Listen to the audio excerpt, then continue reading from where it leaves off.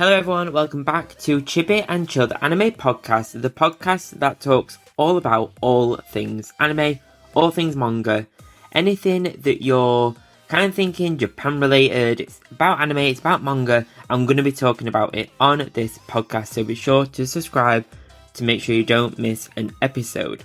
So I'm your host Ryan and I'm a massive anime and manga fan, and I have been for many years, since the 90s, since I was a kid. And that fad has never truly ended. So a few things before we dive into today's episode. Down in the episode show notes you'll find links to my Etsy shop where you can find a bunch of anime themed goodies for you to shop and enjoy. So there's pin badges, there's stationery, there's keyrings and more. Whether you're a One Piece fan, a Jujutsu Kaisen fan, a Pokemon fan, a Mario fan or anything else, you'll find a goodie on the shop for you to check out. There's something for every anime and manga fan over there. Right now, there's also 25% off most items on the shop, so be sure to check out everything at a great deal. The link is down in the footer in the show notes, so be sure to check out my Etsy shop, Chibi merch on Etsy. If you're a gamer, much like me, then why not check out Razer? You can find a bunch of accessories from mouses, keyboards, headsets, mouse mats and more, to the bigger stuff like gaming laptops and desktops.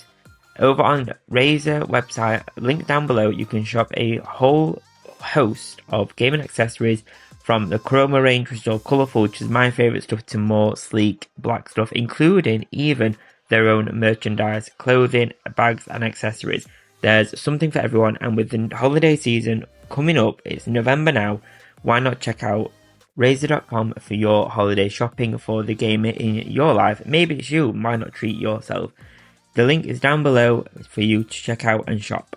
So in this series, it's all about me travelling through the One Piece arcs and reflecting on them as I go. So this episode is all about Whole Cake Island, and there's so much to uncover or dive into in this episode. There's so much to talk about. I've kind of had to leave some stuff out, but there's some really good bits to cover. I ended up really liking this, but we'll get into the actual story a whole lot more. We'll cover some of the basics of the island, I guess, basics of the story, and then we'll dive into what are the really key points of Whole Cake Island and the whole saga of Big Mom in general. So the Whole Cake Island arc is also referred to as the Totoland arc, is the 29th story arc of the manga and anime One Piece, and the second story arc of the Whole Cake Island saga, and the 6th story arc of the second half of the series.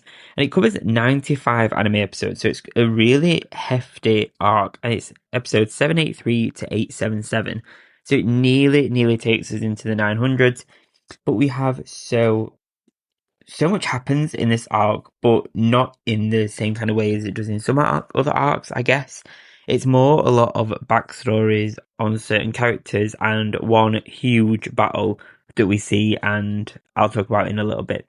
But let's start with Big Mom. So the huge, sinister, but sweet looking on the outside kind of character that she is, and the fundamental values that Big Mom has are actually lovely. It's the end of racism, everyone is equal, one land where everyone loves everyone, but then underneath all that nicety, all that sugarcoating, I guess, lies a deep hatred and this strength and manipulative power that she has in order to get what she wants, to build the best nation, the most powerful nation, the most powerful pirate crew.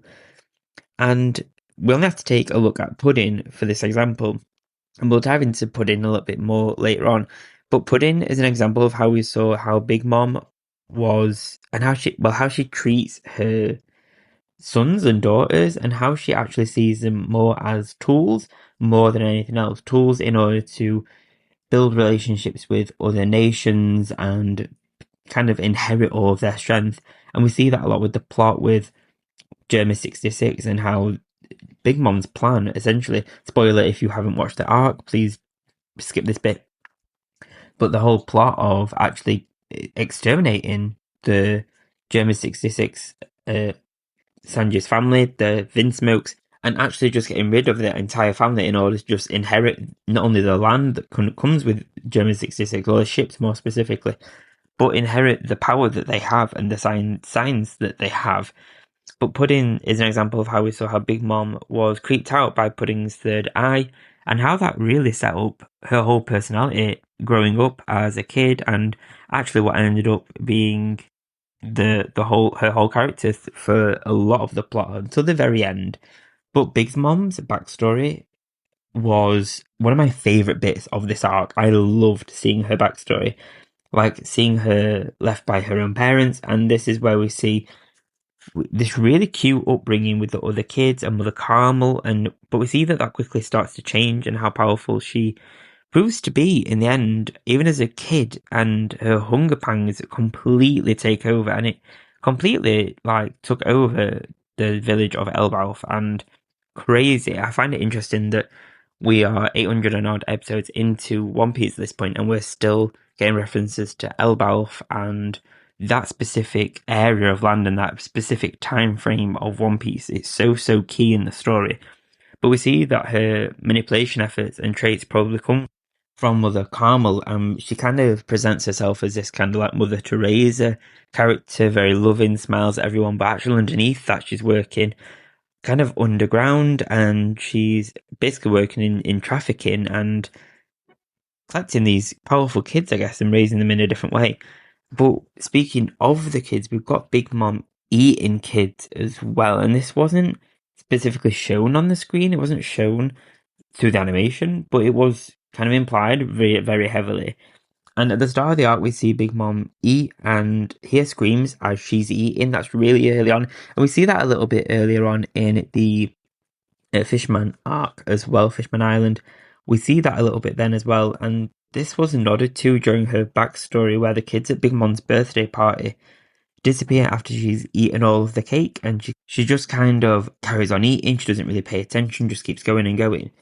And that moment is filled with pure joy for Big Mom. But then she kind of realizes that the kids have disappeared that are around her. She kind of goes around looking for them, and she kind of almost starts seeing their ghosts a little bit around the island, until she kind of starts to realize that they're not actually there. So it's that kind of moment where she realizes that, or does she realize? That's the question. Does she realize that she's ate them? Does she still now understand that she ate those kids, or has she kind of like psychologically blocked that? But is that why she adds her own spirit to food and makes them homies, so that she can hear the screams when she eats them? Or somewhere psychologically, does she link the joy that she had on her birthday with the background noise of screams? Like, how dark does this go? It has to be linked somewhere. It was linked so heavily. But that's an interesting kind of facet to Big Mom, I guess, is she adds her soul to these different foods, and we see them at the start of the tea party, where every piece of cake's like, eat me, drink me, that kind of stuff, which is really cute. But then when you kind of think about the backstory of that and why Big Mom would even do that, is really, really sinister. It's really, really dark, and I think I really enjoyed the kind of contrast of the cakes and the sweets and the really overly sweet surrounding of Whole Cake Island, with this deeply dark, sinister plot behind that runs alongside, and the dark, super dark history that Big Mom has with the food alone.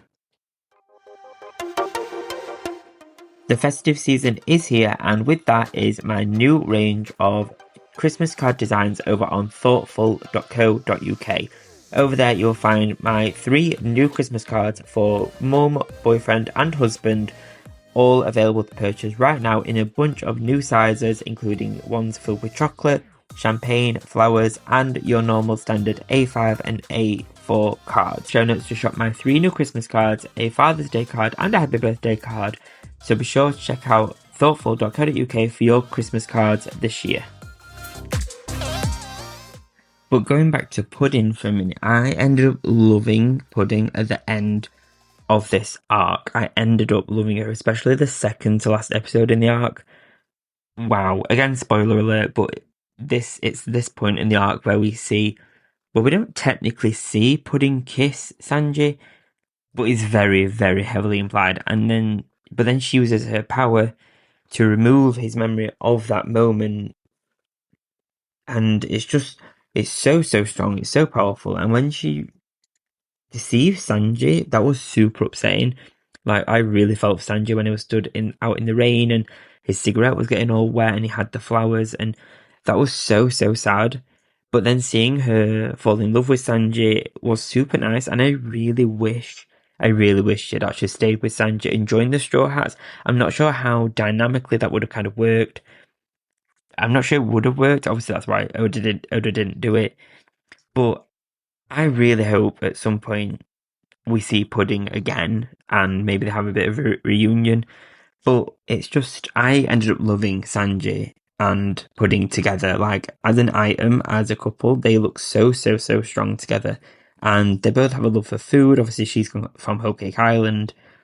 You know, there's so much power there, and they were just perfect. I loved the kind of like playful moments where Pudding was super mean, but she didn't mean it, and then she'd be like "San" at the end. It was so good. I really enjoyed those bits, and it's those small bits that I love the most about One Piece. It is those pockets of story that don't really do too much for the story, but they support it.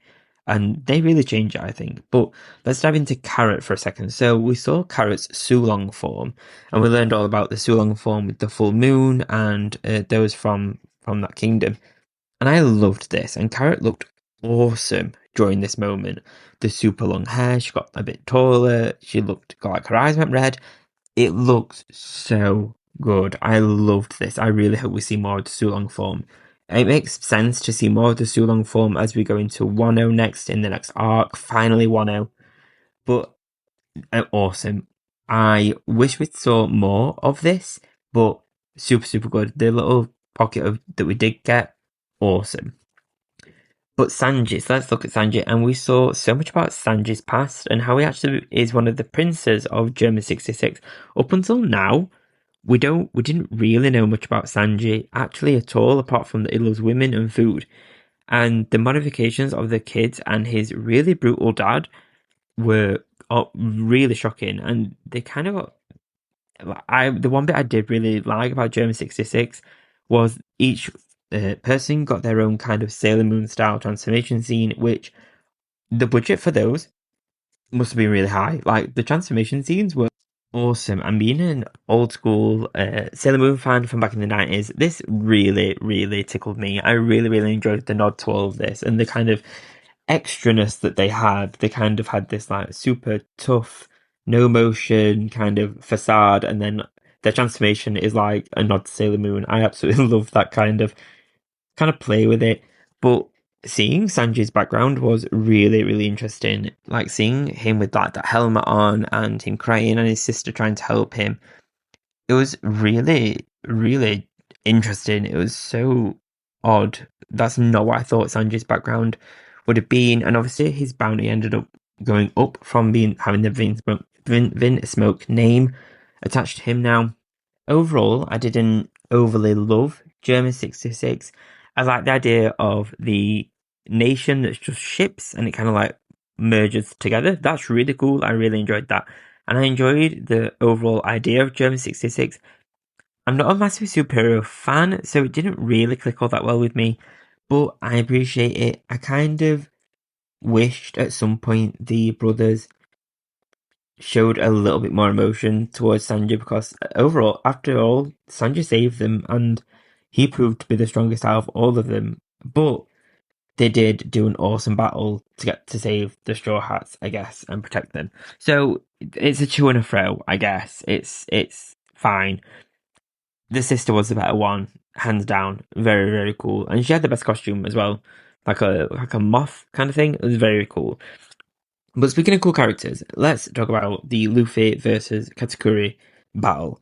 Right, this fight was super long. Right, like, it was really long. Although, yes, I get it. It kind of makes sense for it to be super long, with Katakuri being the second strongest only to Big Mom, one of the emperors of the sea, but it went on for so many episodes. So after a while, I did get a little bit tired of watching the fight. I feel almost guilty saying that, but I did get a little bit tired of it. It went on for so long, but it was entertaining at the same time. I was just ready for the fight to kind of reach climax.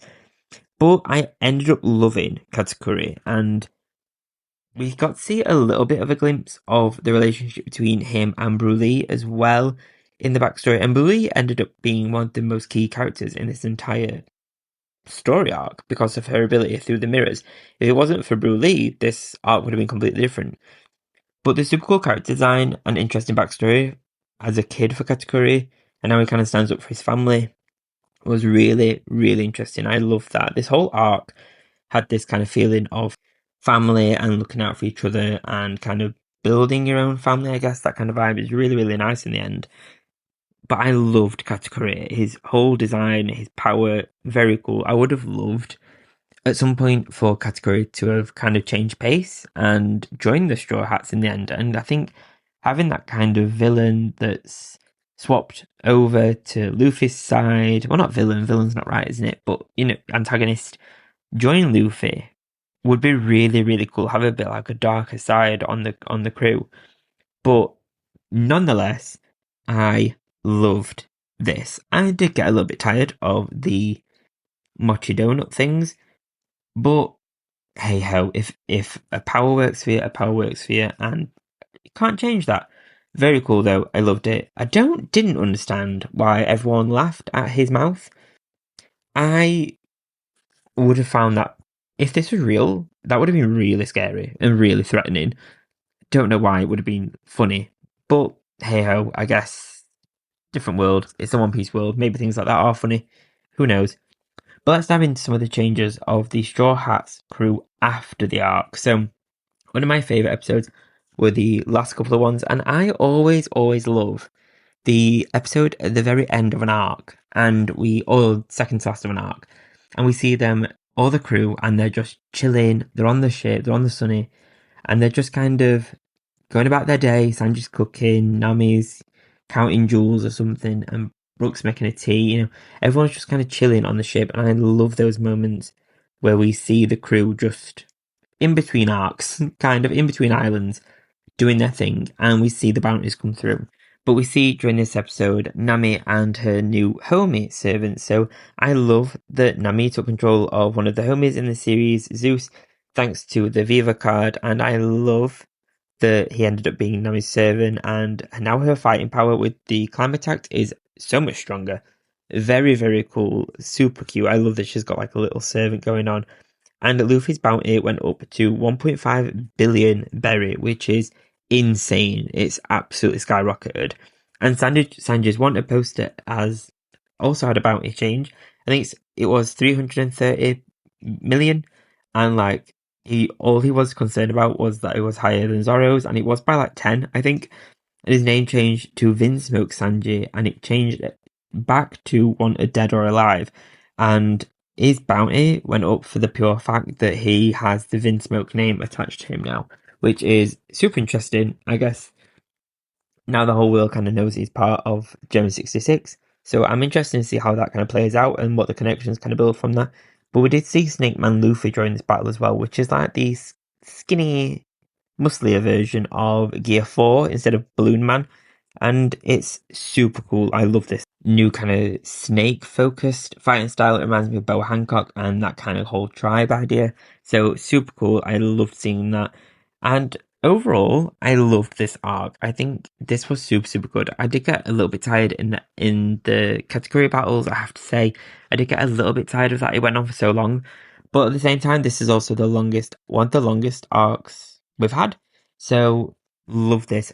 I don't think I'll cover the Reverie on here because I've already gone through the Reverie, and it's more just a nice tie-in to allow you to remember the journey that we've been on with One Piece so far before we go into Wano. And I've literally watched the first episode of the Land of Wano arc, and wow, I am so here for it. I cannot wait to dive into this more. Because Wano has literally just ended, I'll probably end up doing a few series on that one and kind of cover it as I go. But absolutely love this. I don't think this would be one of my favourite arcs, but parts of them are. I think Dressrosa for me is still the stronger one out of Whole Cake and Dressrosa. But I know that all three, Wano, Dressrosa, and Whole Cake Island are seen as like the favourites out of all the arcs, and I can see why. They're definitely some of the best ones. Awesome.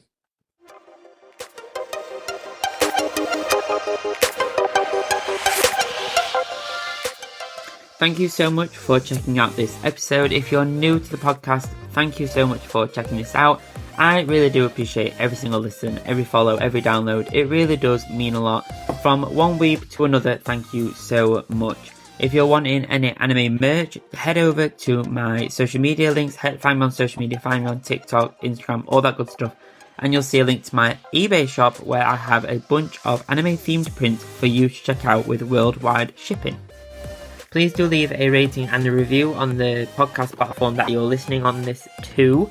It really does support the show. It only takes a few seconds and it's free. I cannot ask. If I ask one thing of you, I'd ask that. Please do leave a rating and a review. Even if it's not great, please let me know.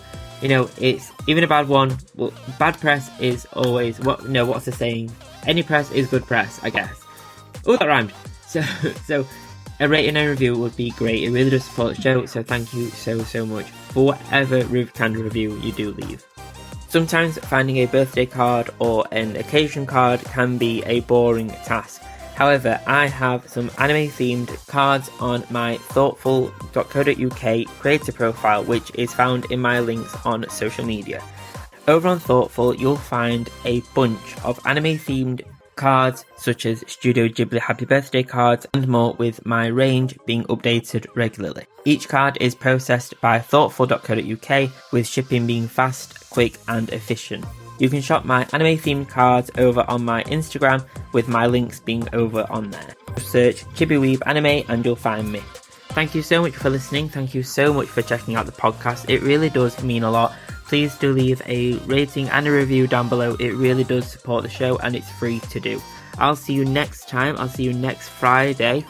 Have a great weekend. If you're a subscriber or if you're thinking of subscribing or starting the free trial on Apple Podcasts, I'll see you on Sunday for the next episode of the Chibi Piece exclusive Apple Podcast exclusive episode on Sunday. Thanks guys. Bye bye.